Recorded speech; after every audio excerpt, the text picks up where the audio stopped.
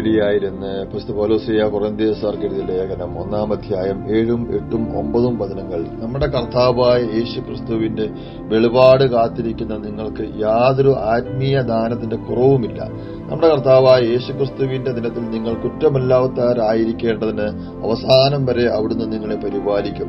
തന്റെ പുത്രനും നമ്മുടെ കർത്താവുമായ യേശു ക്രിസ്തുവിന്റെ സഹവാസത്തിലേക്ക് നിങ്ങളെ വിളിച്ച ദൈവം വിശ്വസ്തനാണ്. ഈശോസ്നേഹം നിറഞ്ഞവരെ, ഓരോ ക്രിസ്ത്യാനിയെ സംബന്ധിച്ചിടത്തോളം കർത്താവായ യേശു ക്രിസ്തുവിന്റെ പിതാവായ ദൈവത്തിന്റെയും സഹവാസത്തിലേക്ക് പ്രവേശിക്കുക എന്നുള്ളതാണ് നമ്മുടെ ഒരു ലക്ഷ്യം.